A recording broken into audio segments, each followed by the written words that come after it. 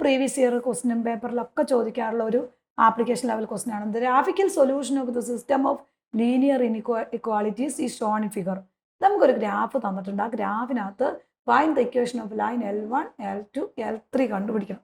ഇതാണ് നമ്മുടെ ക്വസ്റ്റ്യൻ എന്ന് പറയുന്നത്. അപ്പോൾ ഇത് ഒറിജിനൽ നമുക്കറിയാം 0, 0 ആണ്. അപ്പോൾ നമ്മൾ ആദ്യത്തെ L1 എന്ന് പറയുന്ന ലൈൻ ഏതിൽ കൂടെ 3, 3 എന്ന് പറയുന്ന ഒരു പോയിന്റിൽ കൂടെയും ഈ ഒരു പോയിന്റ് 0 ഇവിടെ 5 ആണ് തന്നേക്കണേ. അപ്പോൾ ഈ ഒരു കോർഡിനേറ്റ് നമുക്ക് എ എന്ന് കൊടുക്കാം. ആ എയിലെ കോർഡിനേറ്റ് ഏതായിരിക്കും? ഇത് ഏത് ആക്സിസ് ആണ്?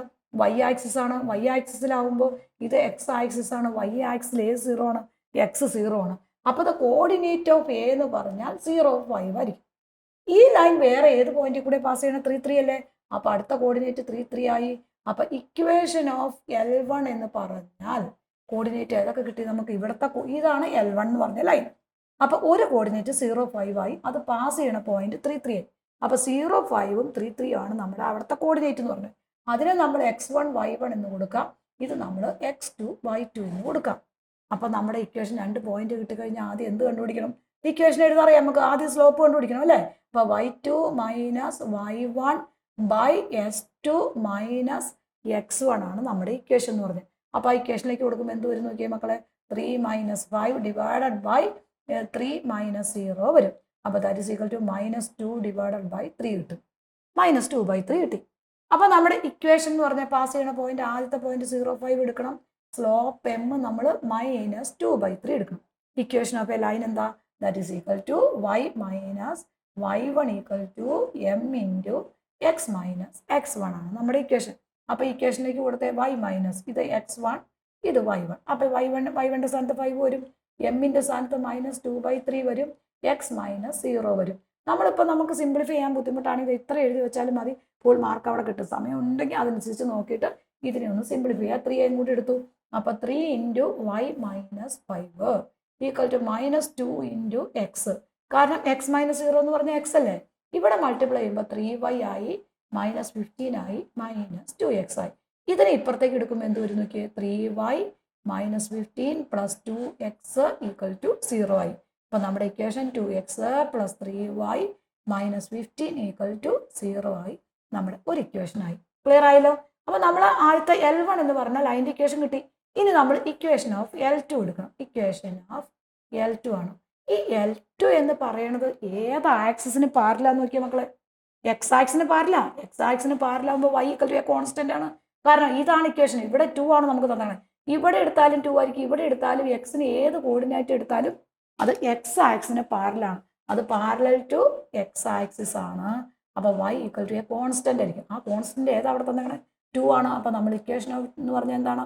y ഈക്വൽ ടു 2 ആണ്. കാരണം എക്സ് ആക്സിന് പാരലായിട്ട് ഒരു ലൈൻ വന്നു കഴിഞ്ഞാൽ നമ്മുടെ ഇക്വേഷൻ എന്ന് പറഞ്ഞാൽ y ഈക്വൽ ടു കോൺസ്റ്റന്റ് ആണ്. y കോൺസ്റ്റന്റ് എന്ന് പറഞ്ഞാൽ ഏതാണ്? ആ കോൺസ്റ്റന്റ് 2 അല്ലേ? അപ്പോൾ നമ്മുടെ ഇക്വേഷൻ എന്നാ കിട്ടി? y ഈക്വൽ ടു 2 എന്ന് കിട്ടി. ഇനി നമ്മൾ ഏതോടെ കണ്ടുപിടിക്കണം? ഇക്വേഷൻ ഓഫ് എ ലൈൻ L3യോടെ കണ്ടുപിടിക്കണം. L3 എന്ന് പറഞ്ഞ ലൈൻ ഏതിൽ കൂടെ പാസ് ചെയ്യണം നോക്കിയാൽ മക്കളെ? ഒറിജിനിൽ കൂടിയാണ്. അപ്പോൾ നമ്മൾ equation of a line L3 ആണ് അടുത്ത് വരുന്നത്. അപ്പോൾ ഇത് ഈ ലൈൻ L3 ഏതിൽ കൂടെ പാസ് ചെയ്യണം നോക്കി? ഒരു കോർഡിനേറ്റ് 0, 0, ഒരു കോർഡിനേറ്റ് 3, 3 ആണ്. അപ്പോൾ ഒരു കോർഡിനേറ്റ് നമ്മൾ 0, 0 എഴുതി.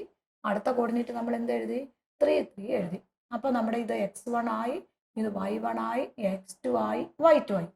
2 കോർഡിനേറ്റ് കിട്ടി. അപ്പോൾ നമ്മൾ എന്താ കണ്ടുപിടിക്കണം? സ്ലോപ്പ് കണ്ടുപിടിക്കണം. അപ്പോൾ slope y2 minus y1 divided by s2 minus x1 ആണ് നമ്മുടെ സ്ലോപ്പ് m എന്ന് പറയുന്നത്. അപ്പോൾ m ഈക്വൽ ടു എന്ത് വരും? ഇത് y2. അപ്പോൾ 3 മൈനസ് 0 ഡിവൈഡഡ് ബൈ 3 മൈനസ് 0 വരും. അപ്പോൾ നമ്മുടെ ആൻസർ 3 ഡിവൈഡഡ് ബൈ 3 വരും. ആൻസർ നമുക്ക് 1 കിട്ടും. അപ്പോൾ ഈ slope of a line L3 എന്ന് പറയുന്നത് എന്താണ്? ദാറ്റ് ഈസ് ഈക്വൽ ടു 1 കിട്ടി അല്ലേ? ഇനി നമുക്ക് എന്ത് ചെയ്താൽ മതി? ഏതെങ്കിലും ആദ്യത്തെ പോയിന്റ് നമ്മൾ പാസ് ചെയ്യണ പോയിന്റ് ആയിട്ട് എടുക്കണം. അത് ഏതായിട്ട് എടുക്കണം? 0, 0 എടുത്താൽ മതി. ഇതാണ് x1, y1. സ്ലോപ്പ് m എന്ന് പറഞ്ഞ 1 ആണ്. അപ്പോൾ നമ്മുടെ ഇക്വേഷൻ ഏതാ? y minus y1 equal to m into x minus x1 ആണ് നമ്മുടെ ഇക്വേഷൻ. അപ്പോൾ നമ്മൾ ആ ഇക്വേഷനകത്തേക്ക് ഈ വാല്യൂസ് എല്ലാം കൂടി സബ്സ്റ്റിറ്റ്യൂട്ട് ചെയ്യണം. y മൈനസ് y1 എന്ന് പറഞ്ഞാൽ 0 അല്ലേ മക്കളെ? ഈ y1 എന്ന് പറഞ്ഞാൽ ഇവിടെ 0 ആണ്. m എന്ന് പറയുന്നത് നമ്മൾ അങ്ങനെ തന്നെ എഴുതി. m എന്ന് പറഞ്ഞാൽ നമ്മുടെ സ്ലോപ്പ് എക്സ് മൈനസ് 0 ആണ്. അപ്പോൾ m എന്ന് പറഞ്ഞാൽ 1 ആണ്. അപ്പോൾ y minus 0 equal to 1 into x minus 0 കിട്ടും. അപ്പോൾ y മൈനസ് 0 എന്ന് പറഞ്ഞാൽ y ആണ്, 1 ഇൻറ്റു എക്സ് എന്ന് പറഞ്ഞാൽ എക്സ് ആണ്. അപ്പം നമ്മുടെ ഇക്വേഷൻ എന്നാ കിട്ടുക? ഐഡന്റിറ്റി ഫംഗ്ഷനാണ് ശരിക്കും അല്ലേ?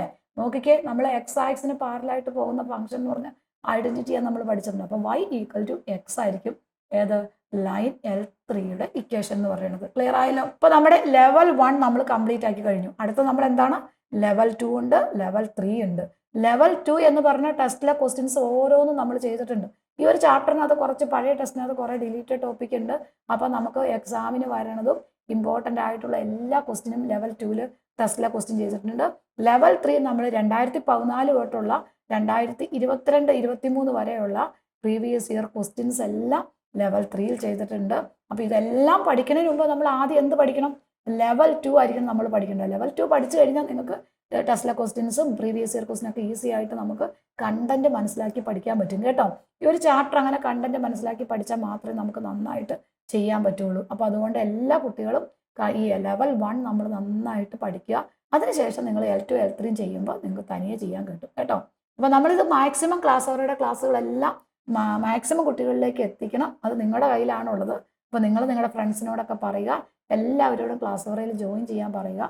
നമ്മുടെ ഈ ആപ്പിനകത്ത് വളരെ നിസ്സാരം ഒരു 1 ഇയർ കോഴ്സിലേക്ക് വേണ്ടിയിട്ട് നമ്മൾ വെറും 1899 രൂപയും ബാച്ച് വൈസ് ക്ലാസ്സിനകത്തേക്ക് നമ്മൾ ഫീസ് നിങ്ങളുടെ ആപ്പിൽ കയറുമ്പോൾ നമുക്ക് കറക്റ്റായിട്ട് മനസ്സിലാവും.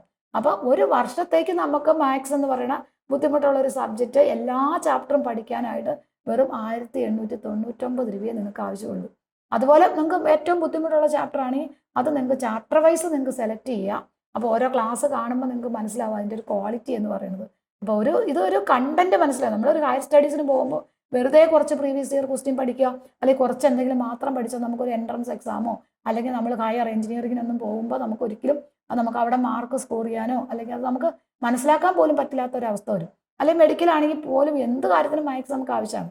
അപ്പോൾ ആ ഒരു കാര്യം ഓർത്ത് വെച്ചിട്ട് ശരിക്കും ബേസിക് മനസ്സിലാക്കി പഠിക്കുക. മാക്സിമം കുട്ടികളെ നിങ്ങൾ ക്ലാസ് ഓറയിൽ ജോയിൻ ചെയ്യിപ്പിക്കുക കേട്ടോ.